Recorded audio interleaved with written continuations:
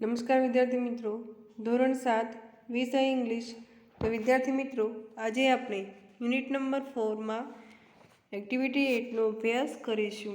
તો એક્ટિવિટી 8માં છે કવિતા ફોન્સ કેતકી. કવિતા કેતકીને ફોન કરે છે, but because of network problem, પરંતુ નેટવર્કનો પ્રોબ્લેમ આવે છે. They can not hear some part of sentences. તે પૂરતા વાક્યો સાંભળી શકતી નથી. Help them to listen all the sentence properly. અહીંયા આપણે ખાલી જગ્યા પૂરવાની છે.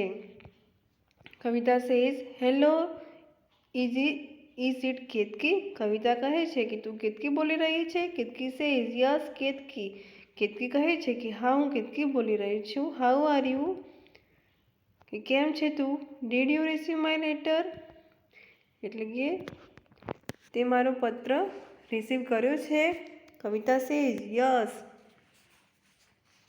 આઈ રિસીવ ઇટ યસ્ટરડે. એટલે કે મેં ગઈકાલે તારો પત્ર રિસીવ કર્યો છે. I am very glad to read about Navratri. કે મને ખૂબ જ ખુશ છે નવરાત્રિની બાબતમાં. Here at West Bengal we too have a festival like Navratri.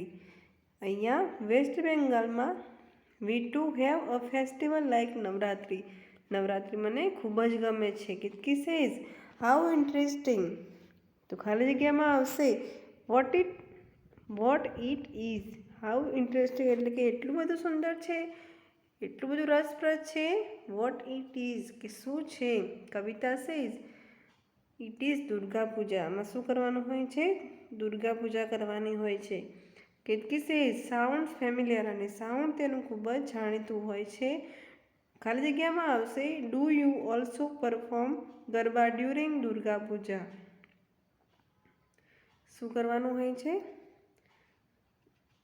આમાં સાઉન્ડ ખૂબ જ ફેમિલિયર હોય છે. અને આ દરમિયાન કોની પૂજા કરવાની હોય છે? દુર્ગામાની પૂજા કરવાની હોય છે. Kavita says no dear. કવિતા કહે છે કે ના વહાલી, Durga Puja is like Navratri because it is related with the mother goddess.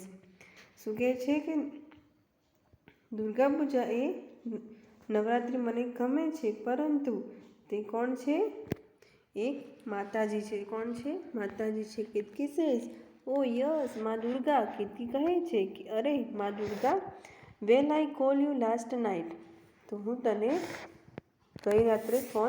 આવતીકાલે રાતે તને ફોન કરીશ. બટ યુ હે આવતીકાલે રાતે તને ફોન કર્યો હતો, પરંતુ but you were not at home. પરંતુ તું ઘરે નથી.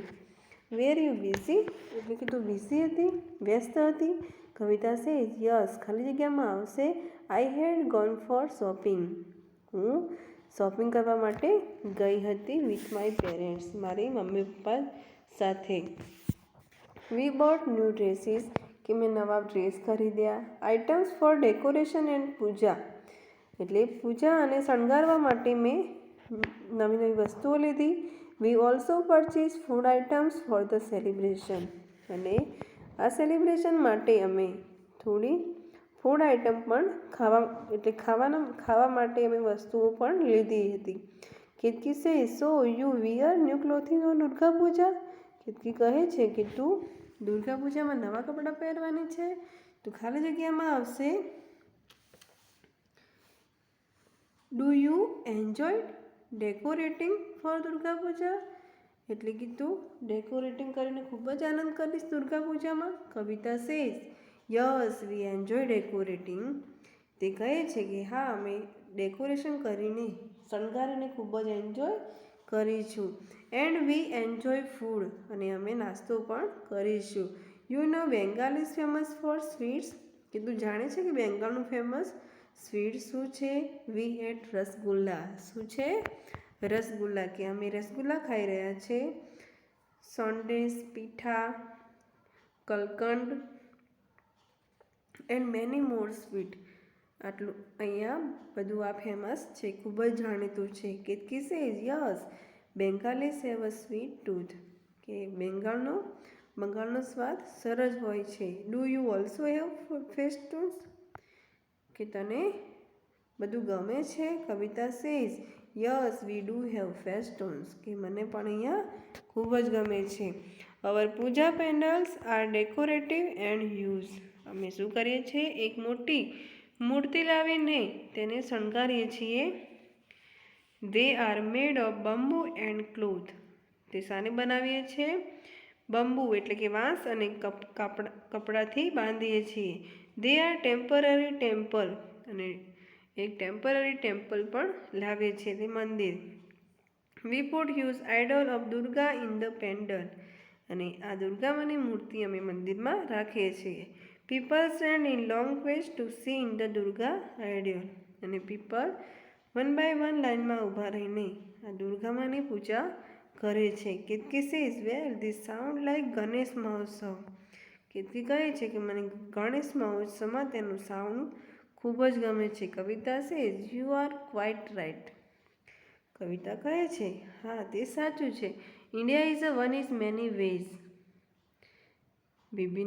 વિભિન્નતા મેં એકતા. એટલે કે ઇન્ડિયા જ એક આપણો દેશ એવો છે જે વિભિન્નતામાં એકતા ધરાવે છે, બધા હળી મળીને રહે છે. Ketaki says how lovely and do you immerse the Durga ideal like Ganesh ideal. કે મને દુર્ગામાની મૂર્તિ અને ગણેશ ભગવાનની મૂર્તિ પણ ખૂબ જ ગમે છે. Kavita says yes we also immerse the Durga ideal. કે મને પણ ખૂબ જ ગમે છે. During the immersion procession we chant Durga માં કી જય એન્ડ આજ જે બોચર અબર હોવે. આ રીતના અહીંયા નારો બોલાવવામાં આવે છે. Ketaki says what does the mean. Ketaki કહે છે કે વોટ ડઝ ધ મીન. અહીંયા શું કરવામાં આવે છે? અલગ અલગ જાતના ડ્યુરિંગ ઇમર્શન પ્રોસેશન શું કરવામાં આવે છે? અલગ અલગ જાતના અહીંયા જોડવામાં આવે છે. ત્યારબાદ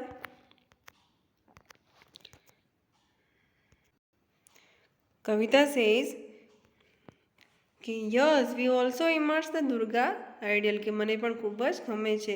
ડ્યુરિંગ ધ ઇમર્શન પ્રોસેશન ચેન્ટ દુર્ગામાં કી જય એન્ડ આશ્ચર્ય બોચર બાર હોબે. અહીંયા આ રીતના નારા બોલાવવામાં પણ આવે છે. કેતકી કહે છે, Ketaki says what does that mean. કે તેનું મિનિંગ શું થાય? Kavita says it means it will happen again next year. કે આગળનું વર્ષ નેક્સ્ટ યર એટલે કયું વર્ષ સારું આવે. કેતકી સેઝ લાભ. કેતકી હસવા માંડી. કવિતા ધીસ ઓલ્સો સાઉન્ડ્સ ફેમિલિયર. તેના બધા સાઉન્ડ અમને ખૂબ જ ગમે છે. કવિતા સેઝ યસ ડિયર એટલે કે હા વાલી. It affirms again that the Indian culture is one from Arunachal Pradesh to Gujarat. આ સંસ્કૃતિ ક્યાંની છે? અરુણાચલ પ્રદેશમાંથી આવેલી છે. કેતકી કહે છે will you send me the photographs of this beautiful festival. કે તમારે જેવી બ્યુટીફુલ ફેસ્ટિવલ થતા હોય તેના તું મને ફોટોગ્રાફ મોકલજે. Kavita says why not. કે શા માટે નહીં? I will send the photographs with Bengal sweet. અને હું તને બેંગાલની સ્વીટના ફોટા મોકલીશ. Ketaki says that is very sweet of you. કે તું તે ખૂબ જ મીઠું હોય છે. કવિતા સેઝ કવિતા હસવા માંડી. You are welcome. કે તારું સ્વાગત છે. હવે જોઈશું મિત્રો activity 9. Here are some question for me, my sister and my cow. All the question are mix up. Separate them in the appropriate table. અહીંયા બધા વાક્યો ભેગા છે તે આપણે કોઠામાં 1 by 1 લખવાના છે કે કયા કોઠામાં આવશે. તો સૌ પ્રથમ છે આઈ. તો આઈમાં છે આવશે do you sing in the bathroom. કે તું બાથરૂમમાં ગાઈ શકે છે. નંબર 2 આવશે ડુ યુ લાઇક મેસ. તો શામાં આવશે? આઈમાં. Do you walk up before 7 o'clock. તો શામાં આવશે? આઈમાં. Do you play the guitar. તું ગિટાર વગાડી શકે છે. તો શામાં આવશે? આઈમાં. Do you like cats. તો તને કેટ ગમે છે. તો શામાં આવશે? આઈમાં. હવે માય સિસ્ટરમાં જોઈશું do they easily get announce. અને નંબર 2 આવશે do they go to the beauty parlour. આ બંને વાક્યો આવશે માય સિસ્ટરમાં. માય કાઉમાં આવશે does it give milk every day, તે દરરોજ દૂધ આપે છે. Number 2, does it eat grass, તે શું ખાય છે? Grass. Does it know you, ને તે જાણે છે. Does it sleep at night, does it love its કામ. તો વિદ્યાર્થી મિત્રો, હવે જોઈશું આપણે એક્ટિવિટી 10, રીડ ધ પેરેગ્રાફ. અહીંયા એક પેરેગ્રાફ આપેલો છે, તે આપણે રીડ કરવાનો છે. We live a comfortable life because people work for one another. જો આપણે સારી રીતે જીવન જીવવું હોય તો આપણે કામ કરવું જોઈએ. The farmers grows grains and vegetables for all. ખેડૂત શું કરે છે? ગ્રેન્સ એટલે અનાજ, વેજીટેબલ એટલે શાકભાજી, તે શાકભાજી અને અનાજ ઉગાડે છે. The barber cuts the hair. બાર્બર્સ એટલે વાળંદ, તે શું કરે છે? વાળ કાપે છે. The tailor stitches our clothes. Tailor એટલે દરજી, શું કરે છે? કાપડનું માપ લે છે અને પછી સીવે છે. The postman bring letter from hour friends and relatives. Postman શું કરે છે? લેટર લાવે છે અને પછી મિત્રો અને રિલેટિવ્સને પહોંચાડે છે. The cobbler mends the shoes. Cobbler એટલે મૂચી, તે જૂતાઓને સારા બનાવે છે.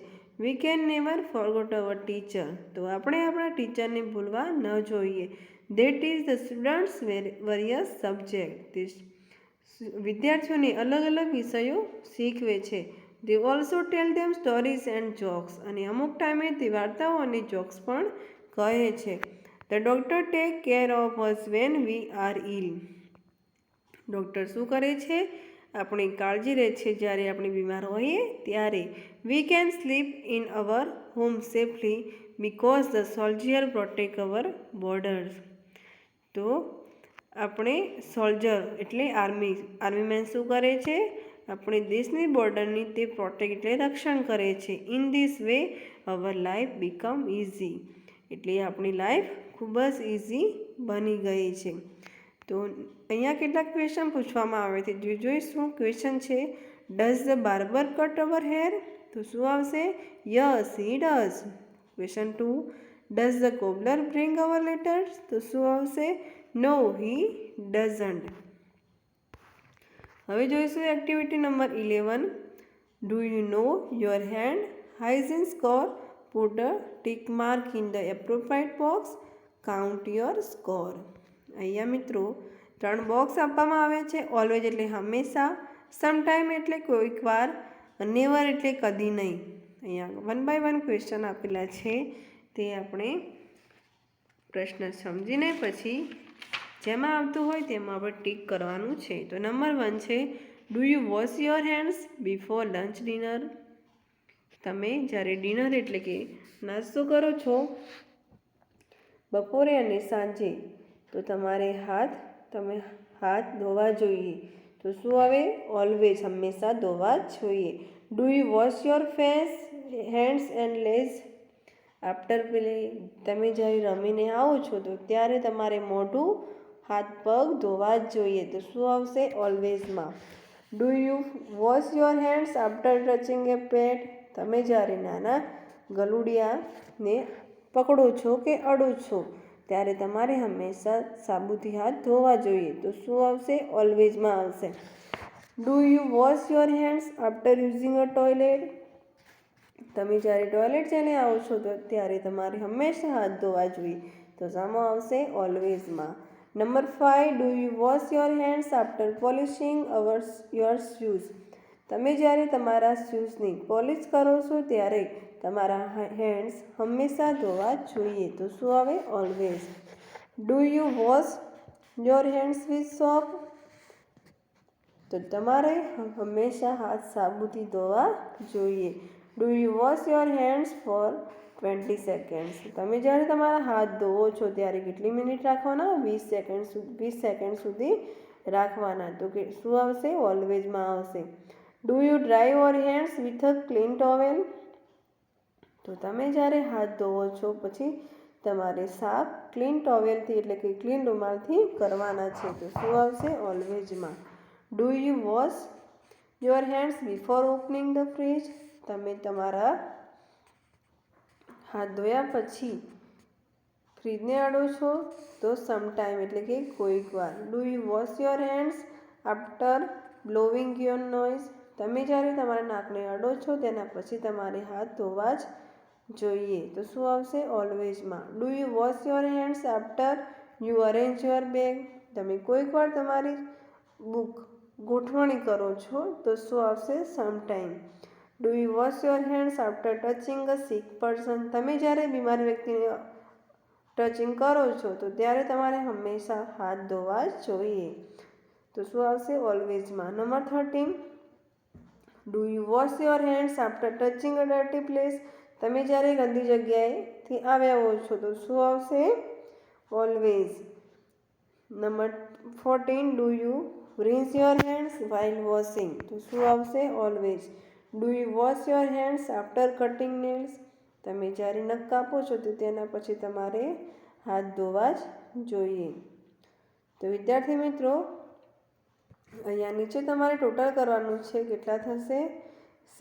કુલ ટોટલ છે 16, જ્યારે 6 આવશે, ઓલવેઝમાં આવશે 16, સમટાઇમ્સમાં આવશે 6, નેવરમાં આવશે 0. તો વિદ્યાર્થી મિત્રો, અહીંયા આપણે યુનિટ નંબર 4 કમ્પ્લીટ કરીએ છીએ. Thank you.